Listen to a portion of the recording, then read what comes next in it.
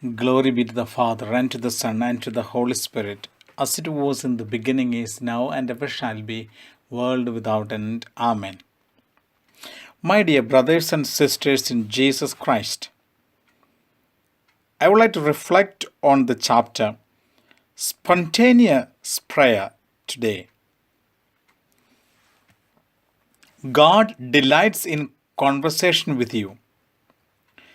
We spoke already about a time dedicated to prayer each day.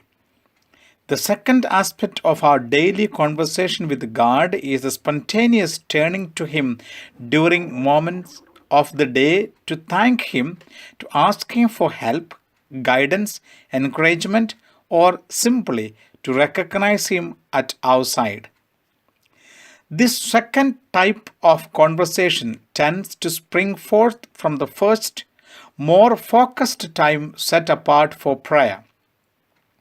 There are some people who will say, I don't have a set time for prayer each day, but I am constantly speaking with God throughout the day.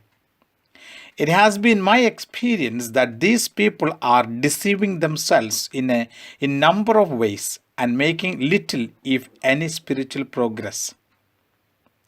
The daily, casual conversation with God tends to be kept alive by the focused time of prayer each day. When we neglect our daily prayer time, the casual conversation becomes less frequent. If we neglect our daily time of prayer for long enough, the casual conversation throughout the day will die out almost entirely. The exception being those outstanding moments in life that forces us to our knees. The richness of our spontaneous conversation with God flows from having a time set aside exclusively for prayer each day. This spontaneous prayer can become one of the great joys and comforts of the Christian life. One of my favorites in the second prayer of the blind man Bartimaeus. Hearing that Jesus was passing by, he began to cry out, Jesus, Son of David, have mercy on me. This cry for mercy was his first prayer. The crowd told him to be quiet, but he cried out all the more and all the louder, Jesus, Son of David, have mercy on me. Here, Bartimaeus is teaching us one of the fundamentals of prayer: persistence, never giving up.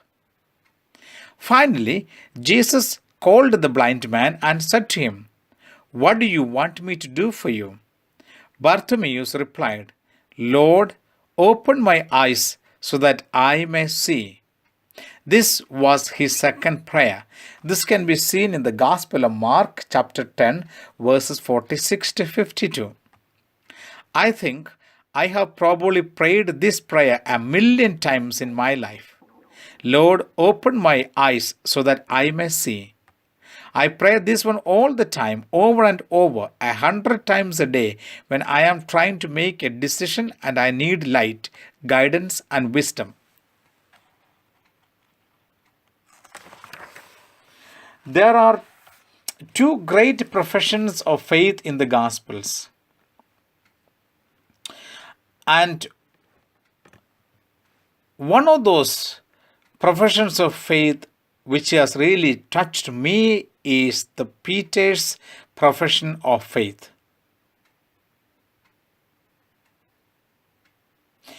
Peter declares his profession of faith in the region of Caesarea Philippi, where he declared in answer to the Jesus question, You are the Messiah, the Son of the living God, which can be seen in the Gospel of Matthew, chapter 16, verse 15. Now, let's explore it from another angle. When was the last time you consciously acknowledged that Jesus is the Messiah? When was the last time you said it? When was the last time you said it aloud? When was the last time you said it to Jesus? We all need to profess our faith in Jesus regularly to keep things in perspective.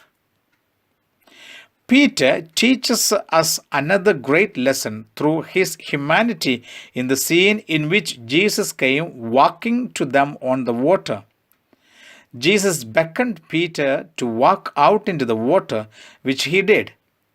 But Peter became distracted and took his eyes off Jesus. He became frightened, crying out, "Lord, save me." This can be seen in the Gospel of Matthew, chapter 14, verse 30. In the same way, when we take off our eyes from Jesus, we begin to sink.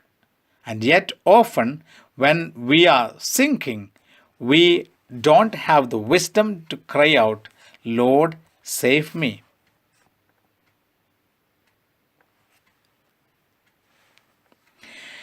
We see in the Gospel of Matthew, chapter 17, verse 14, an incident. A man came to Jesus, knelt before him, and said, "Lord, have mercy on my son." He knelt. He was begging. I hope to never have to beg God in this way for my children, but I suspect in different ways for different reasons. Every parent begs God for their children. This father's prayer was physical and verbal. He didn't just speak to Jesus, he knelt before him. When was the last time you knelt down to pray?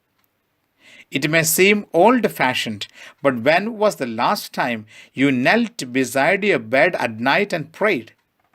It's a powerful experience. Try it one night this week. Kneel beside your bed before you go to sleep and pray. Pray aloud, and it will be even more powerful. Throughout the Gospels, people call out to Jesus in a variety of ways, and each is a prayer of one sort or another. There are hundreds of these first Christian prayers. As you read the Gospels, take note of them. Pause to consider each. Ask yourself, have I ever spoken to Jesus like this? Have I ever prayed like this? These first Christian prayers are another wonderful theme to explore as we read the Gospels. Learn to call out to God in the moments of your daily, casually, in a very human way, like a small child speaks to her or his father. Our best days are those when we stay connected with God throughout the day. The point to ponder today is God is always at my side to help me make the best decision. Bible verse live today is taken from the first letter of St. Paul to Thessalonians chapter 5 verse 16 to 18. Rejoice always, pray constantly, give thanks in all circumstances. The question to consider today is, what are you most grateful for today? Now let's make this prayer. Jesus, thank you for being at my side even when I forget you are there. God bless you all.